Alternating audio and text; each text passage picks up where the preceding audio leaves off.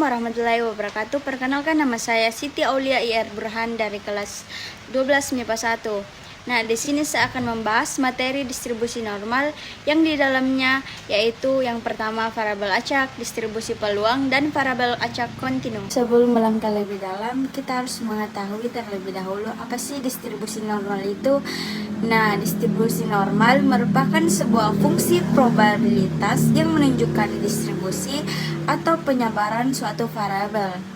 Fungsi tersebut umumnya dibuktikan oleh suatu grafik simetris yang disebut kurva lonceng atau bell kurva.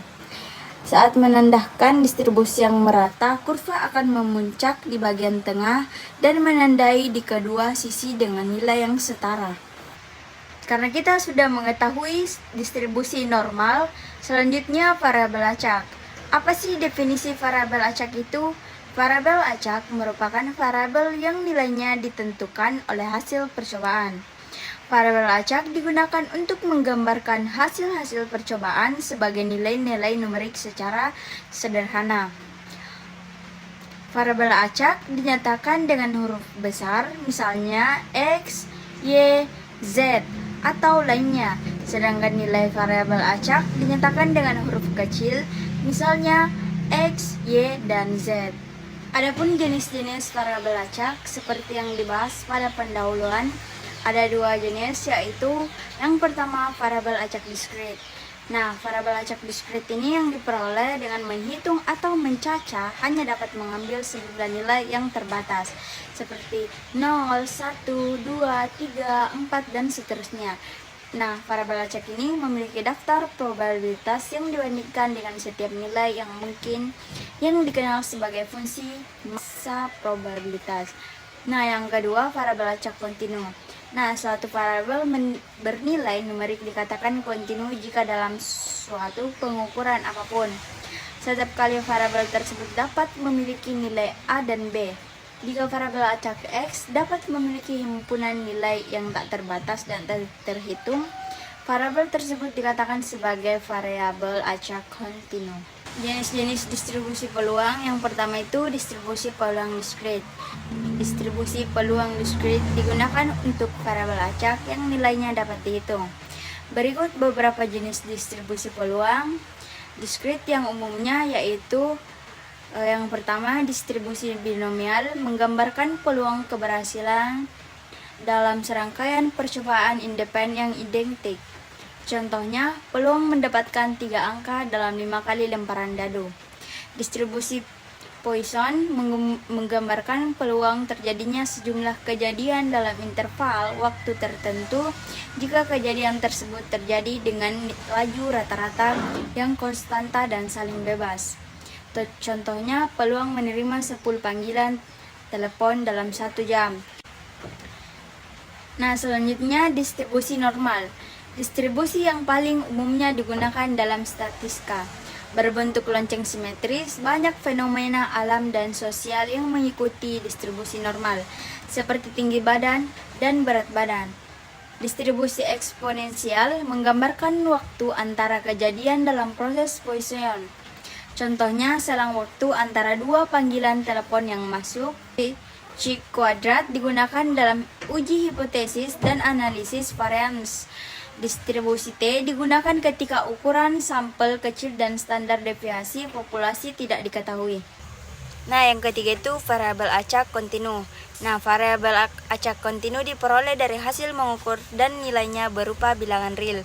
Nilai-nilai variabel acak kontinu jika digambarkan pada garis interval berupa deretan titik-titik yang saling tersambung membentuk garis, yang biasanya dinyatakan dalam bentuk dengan R sebagai contoh hasil pengukur tinggi badan, hasil pengukur suhu tubuh, dan lain-lainnya.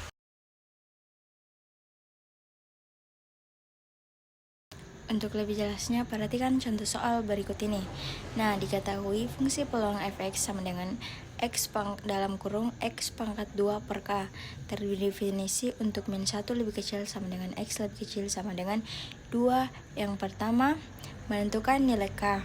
Yang kedua, tentukan nilai peluang p dalam kurung 0 lebih kecil sama dengan dengan X lebih kecil sama dengan 1. Nah, untuk menyelesaikan soal tersebut, kita mengerjakan yang pertama dengan menggunakan rumus integral, yaitu integral batas bawah A batas atas B fx dx. Setelah itu kita masukkan nilai integral batas bawah min 1 batas atas 2 fx dx sama dengan 1. Karena bisa 1 dengan 1 karena fx adalah fungsi peluang, maka integral dari fx harus sama dengan 1. Selanjutnya integral batas bawah min 1 dan batas atas 2 fx dx kita tulis ulang, dan nilainya fx yaitu x kuadrat per k dx sama dengan 1. Kita tuliskan persamaan integral untuk konstantanya.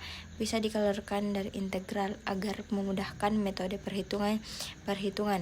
Jadi nilai konstantanya sudah dikeluarkan dari integral, jadi 1/k integral batas min 1 batas atas 2 jadi sisa x kuadrat dx sama dengan 1/k. Kita menggunakan aturan pangkat integral, yaitu x per 2 tambah 1. X pangkat 2 tambah 1, batas integralnya pindah ke kanan. Agar mempermudah dan integralnya kita sederhanakan aturan pangkat yang tadi, yaitu 1/k x pangkat 3. Karena bisa x pangkat 3 karena tadi x pangkat 2.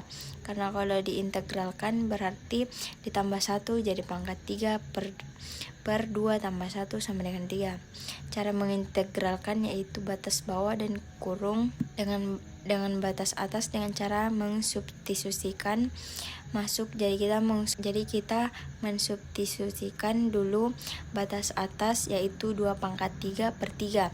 Penyebutnya tetap sama, dikurang batas bawah, disubstitusikan masuk yaitu min 1 pangkat 3 per 3. Penyebutnya tetap sama dengan 1. Kita jumlah hasil substitusi tadi yaitu 1/k 2 pangkat 3 sama dengan 8/4. Penyebutnya tetap sama, ditambah min 1 pangkat 3 sama dengan 1. Kita jumlahkan lagi 8 tambah 1 9/3 sama dengan 3. Jadi kita tuliskan 3/k sama dengan 1. Karena ini pembagian, pindah ruas menjadi perkalian, yaitu k sama dengan 3.